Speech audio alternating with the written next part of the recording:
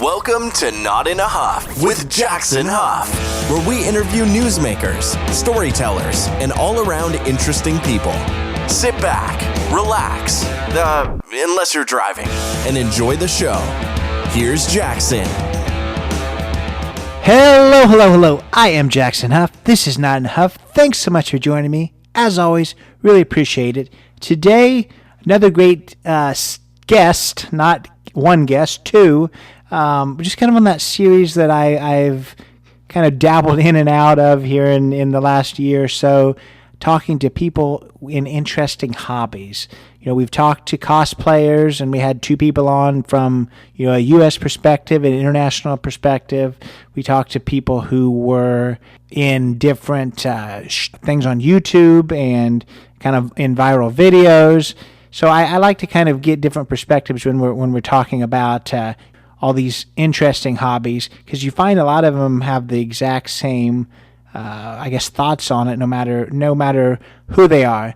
This particular one is about being a mermaid. That sounds kind of funny to say, but I'm talking to two people, Mermaid Lily Luna and Mermaid Scarlett Wolf. Lily Luna, her perspective is from someone who's a professional. This is her full-time job, being a mermaid, going to mermaid parties for kids and corporate events and all that kind of stuff. We're going to talk to her first, all about what made her quit her job as a high school math teacher to go and swim, be a professional mermaid. It was a really fun conversation. You'll hear all about the intricacies that go behind it, just like cosplay. It's not a cheap profession. Some of these tales cost thousands of dollars. We're going to talk about some of the differences there, some of the funny stories that she has from her time doing parties. And then afterwards, we'll talk to Scarlett Wolf. Both of these are their mermaid names, not their real names. Hers is a different perspective, where she's not full-time. It's not her. It's more of a hobby for her. But what she is the Miss Mermaid Texas. She was in a mermaid pageant. So we're going to talk about what it means to be a professional mermaid with Lily, and then what it means to be a pageant mermaid. She also does parties too, but just such an interesting world. Literally a world I know about as much with as I do, what's literally in the ocean. So I really, really enjoyed speaking with both of them. Really fascinating people. Both have amazing personalities. I'm so glad that they decided to join me. Let's get started with Mermaid Lily Luna, whose name is Lauren. I'm here today with Lauren Tammy. Lauren, how are you? I'm doing great. How are you doing, Jackson? I'm doing well as well. Thanks for joining me. I really appreciate it. I really appreciate you having me on. Very excited. Yeah, we've got quite a bit of interesting things to talk about. But before we get into the mermaid stuff, which is something I didn't think I'd ever be saying, get into the mermaid stuff. But before we get into that, tell us just a little bit about yourself. All right. Well, like you said, my name is Lauren. I'm 30 years old. My birthday is Saturday, so I'll be 31 by the time anyone hears this. And I live in St. Pete, Florida, with my awesome cat. And actually, my boyfriend and I just bought a house, so we'll be moving in there soon. Congratulations with that. That's a big thing for sure. Yeah, we're really excited. We already kind of alluded to what I brought you on for. I've talked to people that's in like cosplay and things like that before, but I like to talk to people that's just in a lot of interesting professions, everything from modern day pirates / drug smugglers to child stars, all that kind of stuff. So once I saw that there's kind of this community of people who are mermaids, I thought that would be something that I don't think I could pass up on hearing just a little bit more about. So before I kind of make my assumptions, tell us what being a professional mermaid means to you. All right. Well, I think definitely it's different for a lot of people. For me personally, it is my profession. So what I do is go to events and perform as a mermaid. So I get to be in character. I swim around in a full silicone tail. And I stay very much as Mermaid Lily Luna for however long they want me to be there. Yeah. Well, that's interesting. And you just mentioned your mermaid name. I know we talked about that briefly before we started, but how did that happen? And what made you want to have kind of that, I guess, that extra persona when it comes to being a mermaid and have that different name?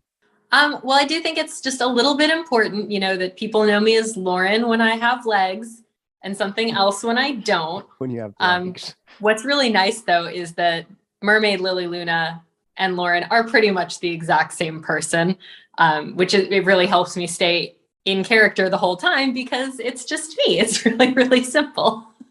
Yeah, I gotcha. So, you said that you do events. I want to kind of touch on what that means here in a moment, but you are a professional. It's your full-time job. So tell us a little bit about how, you made that transition, or you've always been a professional mermaid when you started, and then also just even stepping back a little bit more, how you got into it to begin with, because I don't feel like most people think that's even I guess an option. Yes. Well, I do love to make the joke that my parents are very proud that I have not changed career goals since the age of 3. I told them I was going to be a mermaid and they rolled their eyes, but now, ha ha I like that. ha. I like that. But I used to be a high school math teacher, Mm. little different of a profession. And while I was doing that, it wasn't really for me. I really enjoyed aspects of the job, but it wasn't quite there. And people were always sending me these Instagram pictures of these professional mermaids, of these women who were swimming in the ocean with these beautiful tails. And I was like, oh, I love this, because I've always loved mermaids, which is why everybody would send those to me.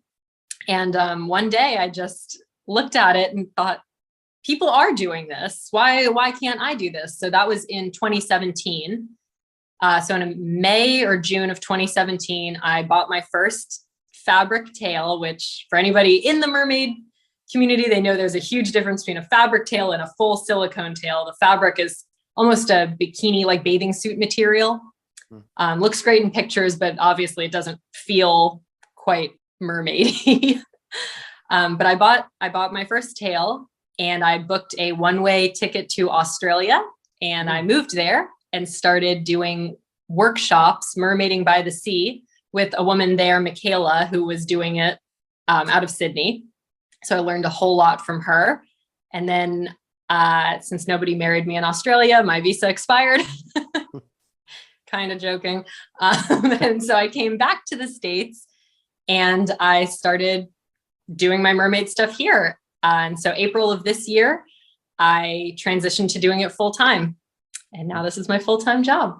That's exciting. So a couple things to unpack there. What did you talked about, you make the joke with your family, but what did they say when you were saying, I'm moving to Australia, I'm quitting being a teacher, and I'm going to do this whole mermaid thing? What did they say? What? Or were they like, go for it? Or what'd they say to that? I've always been kind of the not outcast, but kind of the out there one in the family. Okay. So although they weren't fully shocked by me saying, I'm moving to Australia, I'm going to be a mermaid, they were a bit apprehensive of, okay, well, you're young still, so I guess go make whatever mistakes you need to and then come back. I don't think that anyone expected for it to go this far. Yeah. And you said that, just recently you made it a full-time profession, but you kind of started this in 2017. So were you still teaching, or were you doing, some other part-time job, but what did that look like up until this April? Yeah, when I got back from Australia, I started doing real estate. So that was a really cool thing because I could do both. I could mermaid and I could do real estate. Then I got into the financial advising industry, not as an advisor, but working in their marketing and things like that. And I really enjoyed that. And then this past April, so a lot of companies, had to downsize a bit. And unfortunately, I was one of those casualties of that. But it actually was such a blessing in disguise, because instead of jumping into something else that I was unsure of, I was able to pursue this as a full-time career. So I sat down and I figured out, my own marketing plan and what I needed to do how many events I would need to do per week, how many hours I was going to be needing to work to actually be able to make this a feasible career. And guess what? It was a lot of people in Florida really want mermaids. So it was not as hard as I thought it was going to be. That's really cool. So you're talking about how many events you needed to do a week. Tell us exactly what a mermaid event really kind of looks like. They're all very different because it is such a customized experience. At least for me personally, when I have an event, it is going to be, it's a 1 hour long show. And the second that I hit the water, we get into it.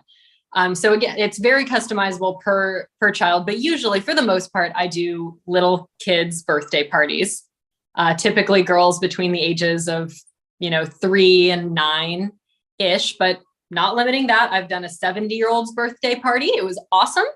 I've done corporate events. I've done open houses for real estate, but typically what happens is I show up, I get into their bathroom or somewhere I can get changed, get into the full tail. Somebody gets the lovely volunteer opportunity of scooping me up and carrying me all the way to the pool because I cannot walk in the tail.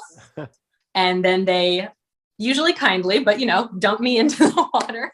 And they're like, oh, hey, I found a mermaid. And from that point, I usually, I find the birthday girl and I ask her if it's okay if I join her party because it's her party. They're usually pretty accepting of it and say, okay. It'd be funny if they said no, and then you just got to get scooped back out. Well, that was it. I'm like, all right, well, that's a bummer. Yeah, that's funny. But yeah, then when we're in the pool, we do mermaid makeovers. So I bring some glitter that stays on, while you're swimming because it's from under the sea. So obviously you can swim around in it all day. The birthday girl gets a special necklace made by me that she can keep with her. And we play games. They love to tell me about their life and what it's like to be a human. Sometimes they like to give me some human food, which is always great. And then at the end, I say, okay, guys, well, I have to go back to the ocean. I have to feed my dolphin. So we got to go. And they scoop me back out of the pool and away I go. Yeah. So you said that it can be, at any age. Do you ever show up and maybe they're just a little older than this and they're like, I'm not buying any of this nonsense? Yep. Sometimes, around the age that they start questioning, how does Santa get to every single house?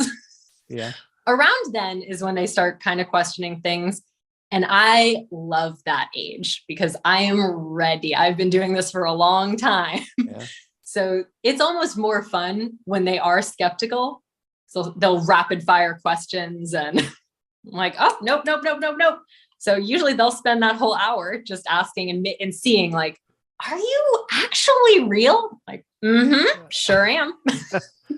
I like it. That's funny. So you said that obviously you're jumping in these different people's pools. So you're kind of at the mercy of the pool. I'm sure that, do you ever show up and you get plopped in a pool? You're like, ugh, because not every pool is the same. Some people do not keep their pools as nice as I would want to swim in. So you don't really have maybe a choice at that point, but do you ever get somewhere you're like, I'm going to have to shower immediately when I get home? Thankfully, it has not happened to me. And I will say, I don't know if I'm just the luckiest person in the entire world, or if just the type of clientele that decides to have an entertainer over at their house, they're just wonderful. But I have never had a bad experience with pools. I've never had a bad experience with a customer saying like, that wasn't really what I wanted. I've never had, anyone be even remotely troubling at all. Well, that's a good thing. And just kind of thinking in all ways that you could have issues. I'm glad to hear that most of your bookings are, the right kind of booking. Cause I would also worry, do you ever get people trying to book you for things that are not near as, I guess, kid friendly? I've had that request sometimes of, oh, well, you do adult parties. What does that mean? And I'm like, no. I'll do a party for an adult. Right. Yeah. I can only imagine that could be a slippery slope.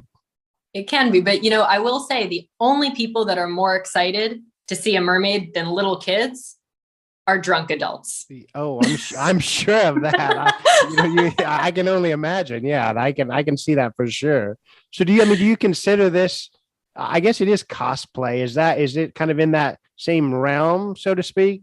Kind of. I think it's similar to cosplay in that, I am getting into a character. I do have a very professional costume that I wear. I think really the only big difference is that I created the character that I am cosplaying versus, kind of trying to get into the head of a different creator of, well, what would this person do? Or what would this character do? Mm-hmm. I got you.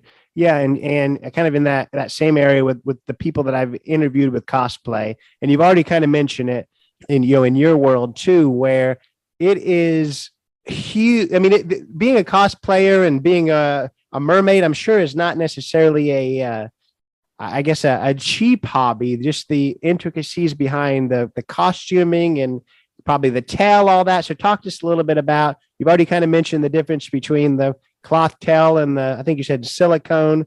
Talk about kind of the costumes and just, I guess, the craftsmanship that goes behind that. Absolutely. So the fabric tails that are very popular, they can be very expensive. I was very lucky when I started doing this that I found an amazing seamstress who happens to live in Palm Harbor, which is very close to St. Pete. And her tails were, it's somewhere between like $75 to $150 for the fabric tail that has the fin in it that you can swim. But honestly, the fabric tails, they can be very, very intricate. They can be upwards of $800 just for a fabric tail. Then when you move on to the silicone tails, which are different world, they feel like a mermaid, they feel like a fish. And those, start out at, I would say, $1,500 for a very basic, it's one color. I hope this fits you because we're not customizing it. So I've been really lucky to get to work with a company called Nation. And they worked with me on my first silicone tail and my second one. So I now have 2 tails from them. And they've been amazing with me. I also work for them every once in a while when they get requests for a mermaid to come out. So we've been able to help each other out. But anytime I can plug their business, I will, because Erin, who is the owner of it, is amazing. She's an artist.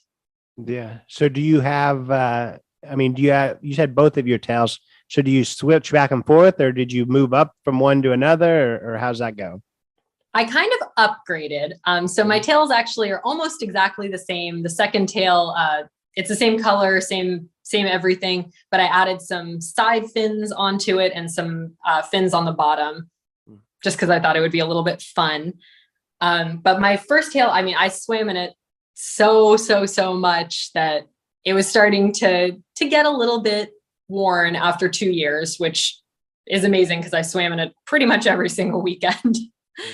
So I still have it though. I still use it for, different events if I just need to switch it up a little bit. Tell us kind of, in words, what is the, what's the inside of this thing like? Is it just like a glove? Do you have spots that you're hooking your legs or feet into, or how does that work? Because I didn't think I would fall out. Trust me, you won't fall out. It takes too much to get into it.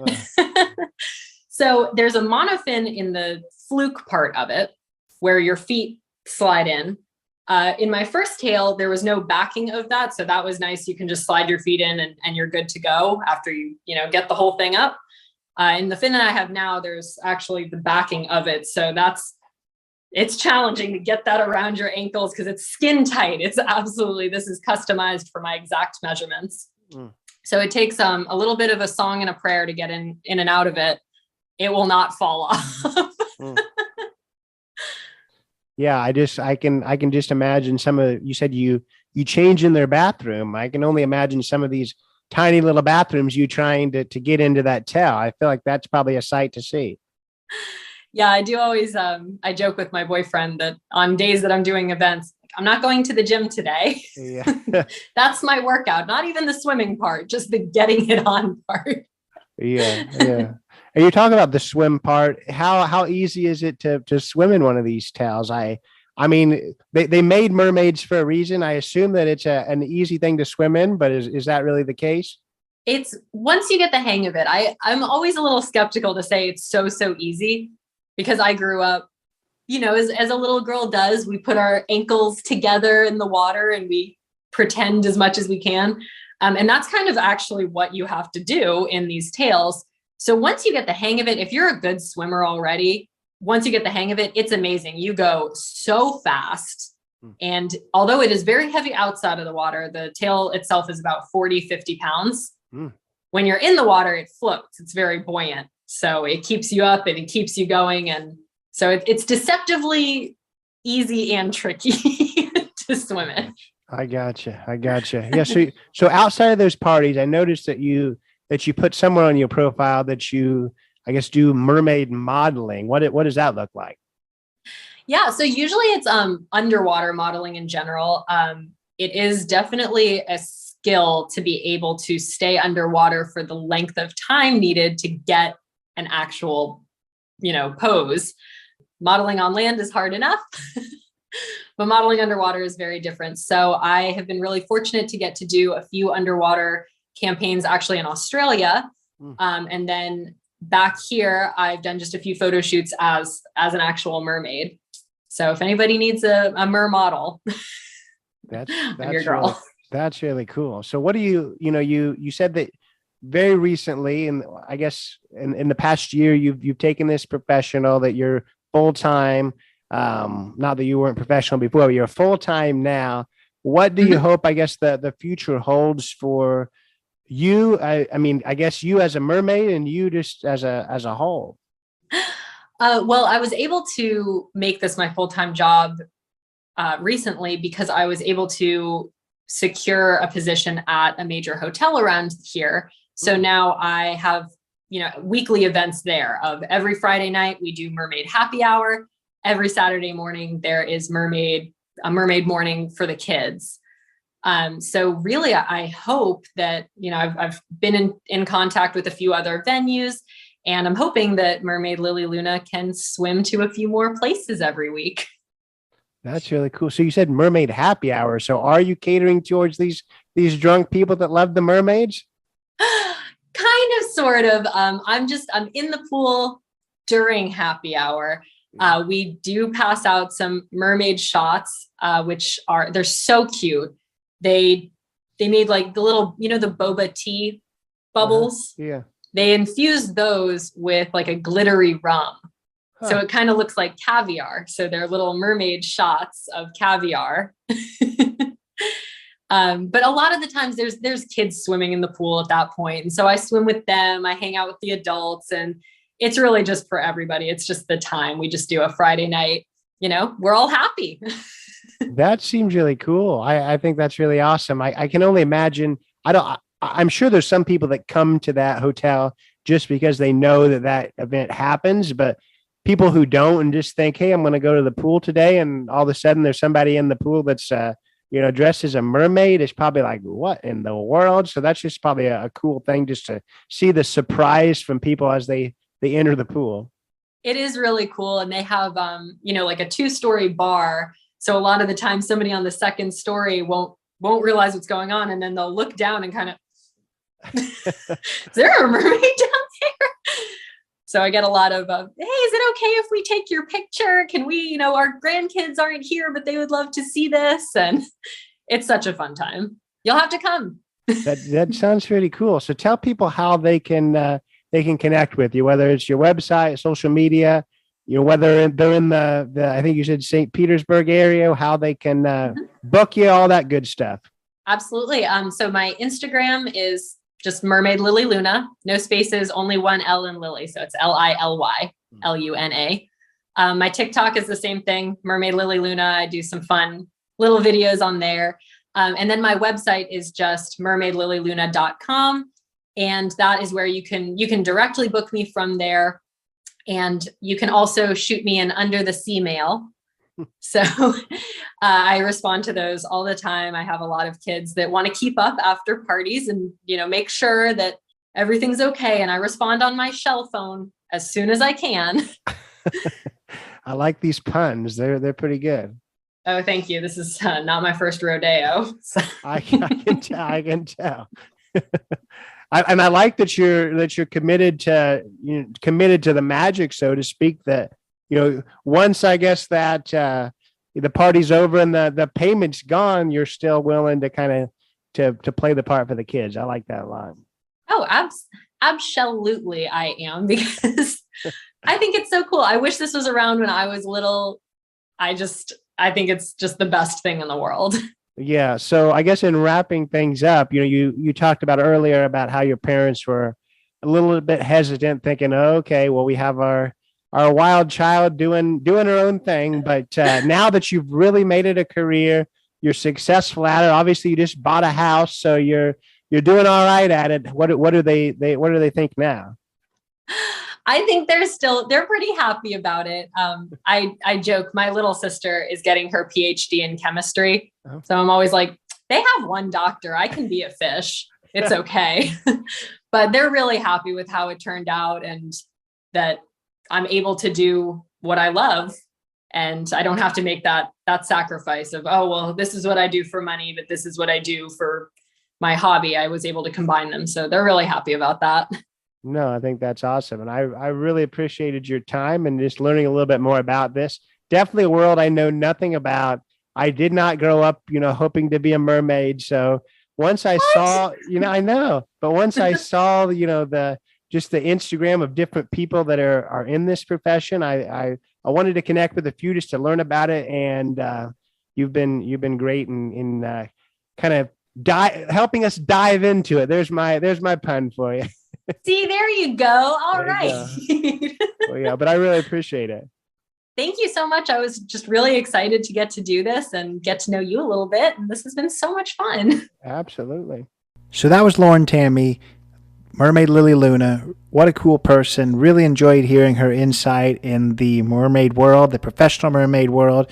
Urge you to check her out. We'll talk more after about her, but let's get to Scarlett Wolf, who is, again, she's a pageant mermaid. She does these parties as well, but we're going to talk to her about how she got into mermaiding, but also about being Miss Mermaid Texas. Here is Scarlett Wolf. I'm here today with Scarlett Wolf. Scarlett, how are you?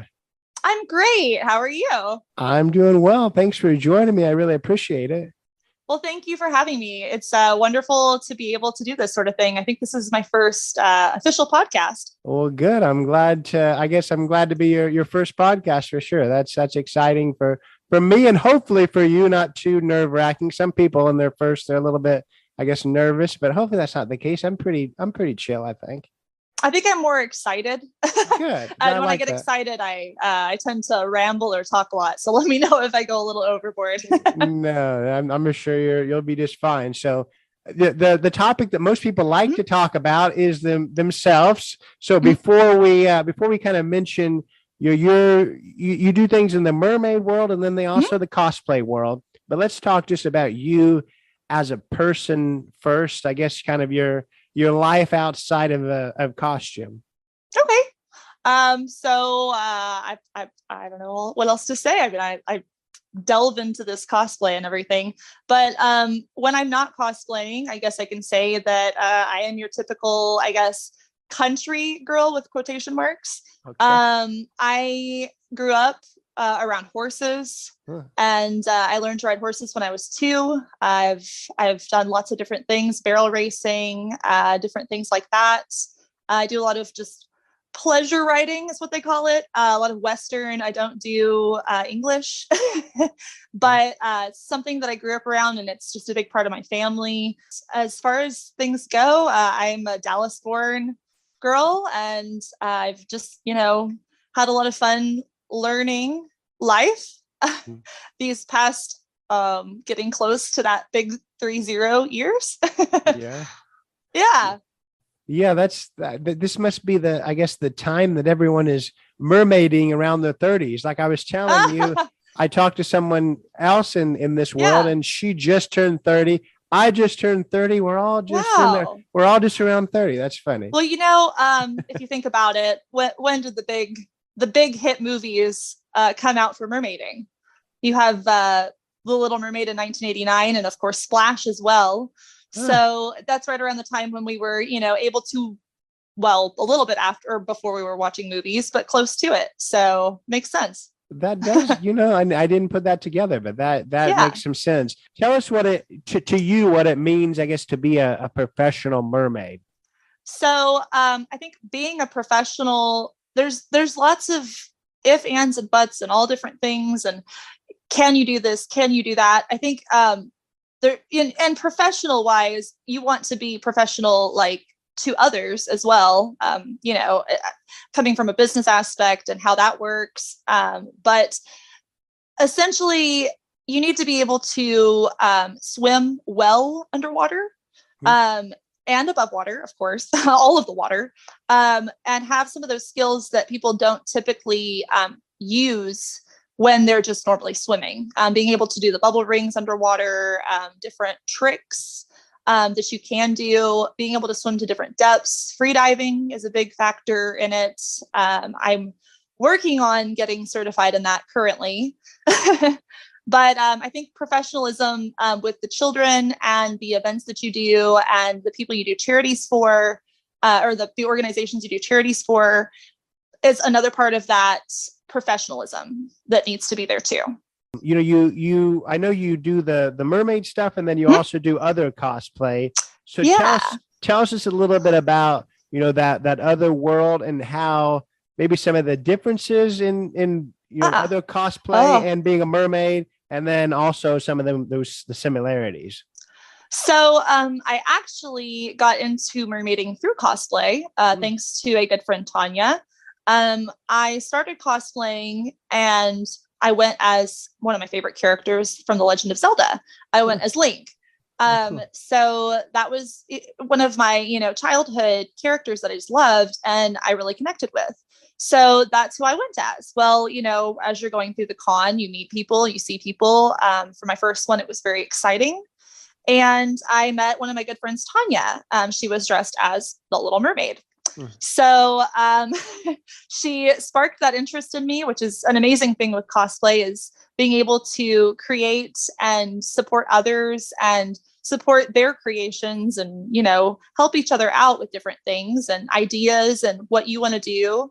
But I decided that I would also cosplay as Ariel because she's another one of my favorites. So I was like, that'll be my second cosplay. I'll cosplay as Ariel. I'll have fun with it and I'll really enjoy it. And so she showed me that I could actually buy a tail. And I was like, well, that's going to happen. So with mermaiding, I feel like there's not as many conventions for it yet. Now they're in the works. I do see lots popping up these days. There's not as many. It's newer. It's a little bit fresher than cosplay is. Cosplay's been around since I don't even know how long, as long as people have been dressing up at cons. I know I have friends that were doing it in the 80s. There's competition in both, but for cosplay, I never really got into the competitiveness. I saw some of the competitiveness, but I never really competed with anybody. I kind of just wanted it to be, a community, and it's always a community with cosplay. But I did see that there was things going on. I just never was part of it. With mermaiding, it can get pretty close to home a lot. Not wanting it to be that way, but she has this tail and she has that tail type situation does come up a lot, and I find it very funny. I try to stay out of it as much as possible, but it does come up. So that is a big deal with mermaiding, and technically cosplay too, but just different in a sense, I guess. Yeah, I mean, one difference I feel like was probably there, but maybe not, because you talked about, cosplaying as Ariel. Yes. Does most mermaids, are they kind of creating their own characters, where with cosplay they may be, playing a different character, or is that not the case?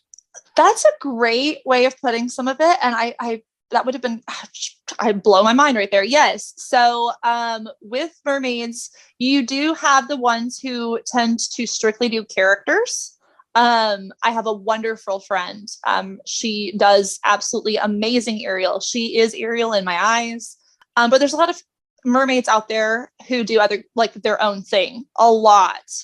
It's, for me, I don't think I ever really had a mersona to speak. I feel like I'm like a chameleon, and I know that one other mermaid is very similar, and it makes me very happy to see someone else who also is much like a chameleon. The Virginia mermaid, awesome, love her to death for that. I appreciate that she doesn't have one specific persona, because it's really hard for me to choose one.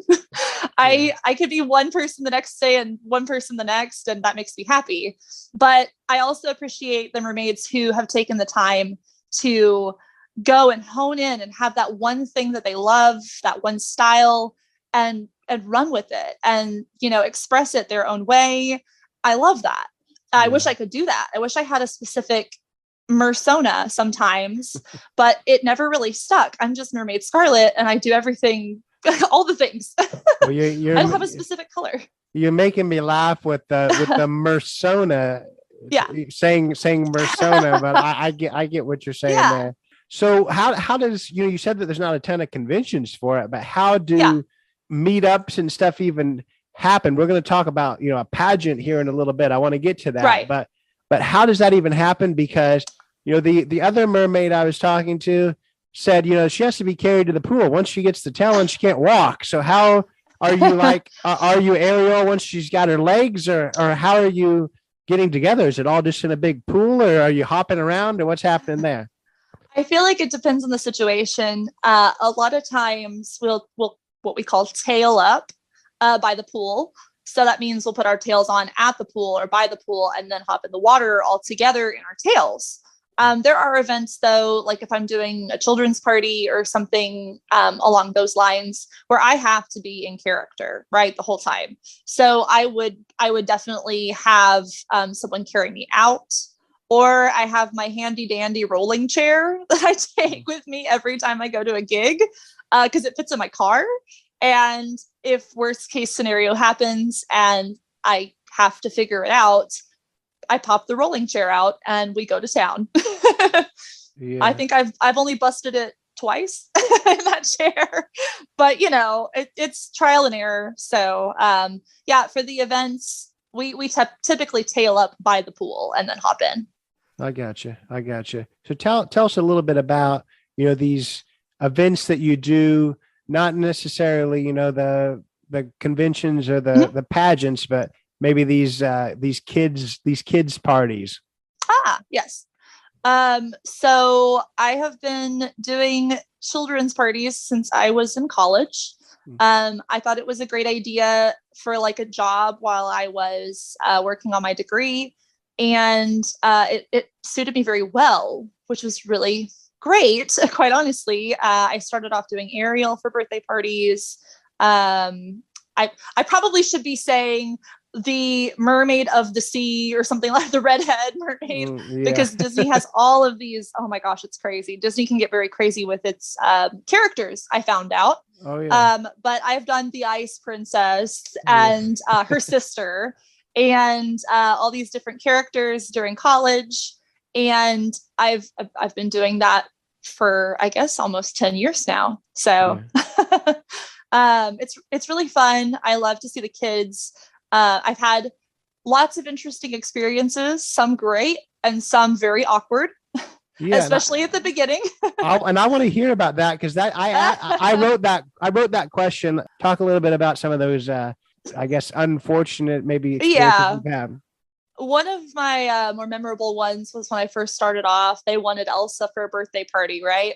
So this was maybe a year or two after I started doing the princess parties and mermaid parties. And the little girl she wanted nothing to do with me. All the other kids were super excited. Oh my gosh. They were like, oh, Elsa's here. This is awesome. This is great. Woo. But she wanted nothing to do with me the entire party. And she was very shy and scared. And I tried all the things that I knew at the time to try and, get her around to it. I even sang. And that didn't work. So, I usually bring like nail polish and stuff, or like cute little things to do while we're there. Book reading and different princess party stuff. None of it worked. That was that one kid that was like, man, I couldn't figure it out. Couldn't figure out the mom. They were all still really happy that I was there and excited. And all the other kids were happy and excited. I felt horrible after leaving that party just because the birthday girl didn't want to spend time with me at all.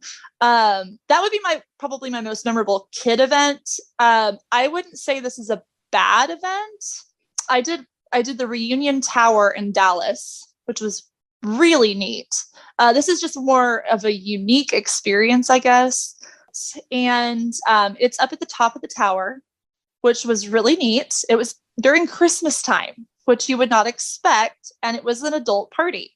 So it wasn't one of those kind of adult parties. Every time I say adult party, they're like, ooh, oh my. No, it was not that. It was more like a corporate event. They were having this is where it gets weird. They were ending their company. It was their last party before the company basically went and was sold off to another business. Huh. That's interesting. Yeah, I thought it was very interesting. And it was ocean themed in December. So they wanted mermaids to take pictures with the guests. It was very neat. I had a great time because you're up in the ball and Dallas is beautiful. The skyline, everybody was happy because, it was the last hoorah, basically. So everybody was very happy and having fun and just, enjoying each other's presence, which was wonderful. But yeah, they had us on the bar, right? So we're sitting up on this bar in Dallas on top of, the ball. It was beautiful. But the thing with Reunion Tower is the floor rotates. So every hour, the floor makes a full 360 because it's a sphere. So the whole floor will rotate 360 degrees to show the entire Dallas skyline. So basically the inside piece where the bar was is still, it's part of the inner piece of the, of the tower. And so we're sitting on that. And eventually one of the other mermaids moves to their photo booth and I'm greeting the guests, come on in, come on over to the bar because it's right here next to me and have drinks and have fun and enjoy yourselves. Well, as the night's going on, they turn on the floor and the floor is moving. So I'm sitting at the bar and the floor is going and guests are coming up to get drinks and they are completely trashed. Okay. Yeah. And tripping all over the floor. It was quite a sight to see. Of course, when you're doing a gig like that, you cannot drink on the job. That's a big no-no. So I was just having fun watching all the drunk people stumble around on the floor. It was great. Have you ever dealt with a party where there's some skeptical guests, these kids that want to ask you a bunch of questions and don't quite know whether you're the real deal? Oh my gosh, all the time.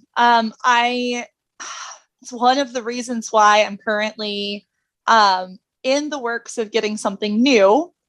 I will say that kids are super curious. Everything's a question. You know what I mean? They always have a question for whatever it is. Where do you come from? Do you have, I love this one. Do you have parents? Yeah. Do you have parents? Do you have a mom and a dad? Yeah. Like, how did that work? Where are you guys? Where are they from? And stuff like that. And then, they feel your tail. They want to feel everything. They want to make sure, it's all how it's supposed to be, which is typically why mermaids buy very expensive silicone tails because they feel more realistic. I like it. So let's talk about you mentioned it. Let's talk about the craftsmanship of these tails. I know that there's cloth tails and there's silicone tails, but talk a little bit about all of that. As far as tails go, I have a fabric tail here. I was going to let you look at so that you could see it. I'm sure nobody else can, but it's here. This is a fabric tail. They can run depending on brand and I would say size. Technically, I would say they would run anywhere from, I think the lowest for an adult would be about $100, give or take, depending on if it's used or not, to over $1,000 for a fabric tail.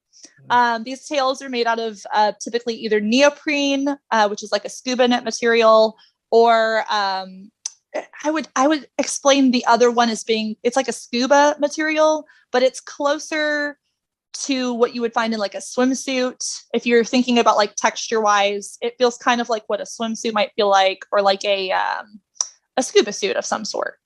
So they can get very expensive depending on what you do with them and how much you customize them or upgrade them, all of the above. While they are wonderful, they don't feel like a silicone tail.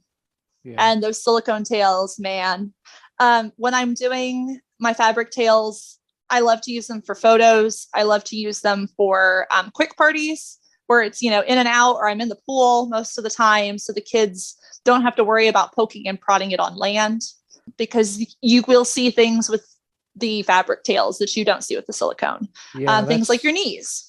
I own one silicone tail currently. I am in the works to get another one. It's coming soon, and it will be an upgrade for sure. I'm very excited about it. Maybe it will be my Mersona. We'll see. There you go. But yeah, they tend to run a lot more in cost. They are, I would say, I think my first one was one of the lower costing tails because I was still pretty young when I got it. And I was still, I just got out of college and I was still, just getting started with work, but I had to have something. I was just beyond excited to try a silicone tail. So I went with the lower end of the spectrum. I love my tail. The colors are beautiful, but it is time for an upgrade. So I'm ready for an upgrade. Yeah. Yeah. I gotcha. So talk about the pageant, because that's something that I've not heard anyone else talk about. So how exactly does a mermaid pageant happen? And then you're holding up a sash. So how does a successful mermaid pageant happen? Smells like chlorine. Sorry. For the pageant system that I am associated with is Miss Mermaid USA. And I love the pageant. I love what they stand for and what it means to be part of their organization. They are amazing. They're, again, one of the organizations that help support different causes and support their mermaids. They are just out there trying to help all of us, in our goals, which is wonderful. I think that is an absolutely amazing thing for an organization to do. As far as getting into this pageant goes, I have a wonderful friend. Her name is Lanisa. She's Lanisa Love on Instagram, and she is Miss Mermaid USA 2019 and 2020. She and I were just having fun at her apartment one day, and we're swimming and, chit-chatting, and she was talking about the pageant, and she said, "You need to sign up." And I'm like, really? You think I'm good enough now for that? And she goes, "You are amazing." And I was like, oh, well, I've never had anyone tell me that before. Thank you. But she really encouraged me to do this. She's like, "You have potential. You need to at least try." So if Miss Mermaid USA was telling me to do this, I was like, okay, all right. The next time they have it, I'll sign up. I doubt I'll get it. I seriously didn't think I was going to get it. There's a lot of girls here in Texas that are absolutely wonderful mermaids, and to be considered amongst them is just, I'm honored. What does a mermaid pageant look like? I mean, I'm sure you're not putting on formal wear. So what exactly are you doing? So we technically do. I actually have my formal wear sitting in this closet right here. It's really? Very, very unique formal wear. I don't know if all of the contestants went that out there. Yes, there is evening wear. It is your typical pageant. It's, evening wear and talent outfit, or not talent, but like a choice outfit and that sort of thing. And you're up on stage, waving your hand back and forth. Oh, yep, that's me. I'm Miss Texas. Hi. Oh, here we go. Just like your typical pageant would be. But on top of that, another part of this pageant is underwater. You have to be able to do photography underwater and swim a distance underwater. And that's part of it. It was such a unique pageant. I'm really glad that I was able to be a part of it. Yeah. So there's a part that's not in the water, that you're actually walking across the stage. Yeah. So like any typical pageant, you do have your walks. Of course, we had to go through and do the whole, here's where you're going to walk to, and there's where you're going to walk to, and turn and swirl and do all the things that you typically would for a pageant. The interview questions, that makes me very nervous. I don't do questions on the spot very well. But yes, it is a typical pageant. The dresses that I used are very special to me. I didn't really have a chance on stage to be able to discuss them. And I actually ended up wearing one of them to the gala the night before. Yes, it was a lot of fun. But my dresses are made from a local seamstress who's a great friend of mine and also a mermaid. Is amazing. Her name is Heather Chamberlain Smith. So she's not your typical seamstress. She works with recycled materials. Yes. So the dress that I wore for the gala was, I believe, pretty much, if I'm not mistaken, 100% used pool floats that she sewed together. Yeah. Even the grommets. It's 100% waterproof. You can actually wear it underwater. That's one of the goals, is to do a photo shoot underwater in it. So where's the national pageant at? The national pageant was in Manassas, Virginia. Yeah. So I drove up to Manassas. That's really cool though.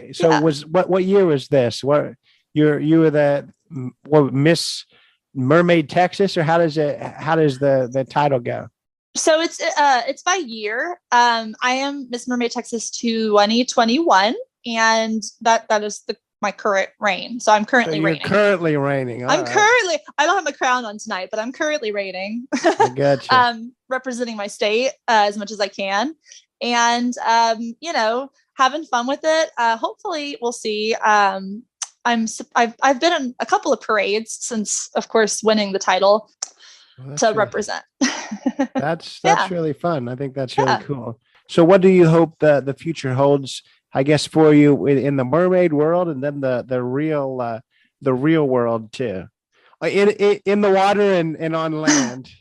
So I'm currently, I think my goals would be to get my freediver certification. I've been trying really hard to work towards that, and scuba certifications as well, because those are important too. I guess in wrapping things up, you've done such a good job of shouting out a lot of your contacts, but let's shout you out. How can people find you? If they want to learn more about the pageant system, learn more about mermaiding, all that good stuff, how can they find you? So I am mostly on my Instagram. But yeah, my Instagram is Miss Scarlett Wolf. I typically post on there. I don't usually use my Facebook anymore. I do have a Miss Scarlett Wolf Facebook, if that's something that you would look into as well. Yeah. Very good. Well, I've really appreciated your time. Thanks so much for being here. Thank you, Sue. This is amazing. I absolutely love being able to talk about all of these different things and, express who I am. It's wonderful. Absolutely. So that was Scarlett Wolf. We talked to Mermaid Lily Luna before. I hope you enjoyed that. I really appreciated both of their times. Learned about something that I had absolutely no idea about before I booked them. I always like to just hear about interesting hobbies. For one of these people, it's a profession, a full-time job. Lily Luna, this is what she does for a living. And then Scarlett, she's in the world of mermaid pageants. So things I never ever knew about, and things I never thought I would know about. But I'm so glad that they decided to join me and teach me just a little bit about mermaiding. I urge you to check this type of thing out. If you've got kids that would enjoy it. If you're in Texas or Florida, definitely look them up. But if you're not in either one of those areas, there's really mermaids all over the place and in every state. I know I looked up Indiana, and there's certainly some in Indiana too. But it was just a pleasure speaking with them. I knew there had to be a lot more that went to it just than jumping in the pool and having fun. There's craftsmanship behind creating those personas, and then also behind the tales and the expense behind them is something that kind of surprised me too. But check them both out. They gave you both their ways to get in contact with them should that be something you're interested in. Urge you to do that. They were both a joy to speak with, and I'm sure they're a joy to work with too, whether it's planning one of those parties or just have a question for them. I really appreciate their time. I appreciate them being here. I appreciate you being here. Always check us out, Not in a Huff podcast on Instagram, jacksonhuff.com. You can rate us now on Apple Podcast and on Spotify, so a 5-star rating in both of those areas would be amazing. Really would appreciate that. Yeah, we'll see you next week. There's always bound to be an interesting guest, and next week I know it is, but I'll leave that hanging, keep you in suspense. But I think you'll enjoy that. Thanks for being here. We'll see you next time. Take it away, Chris. This has been Not in a Huff with Jackson Huff. Thank you for listening. Be sure to join us next time, where we will interview another amazing guest who is sure to make you laugh or make you think. Or, hey, maybe even both. But until then, keep being awesome.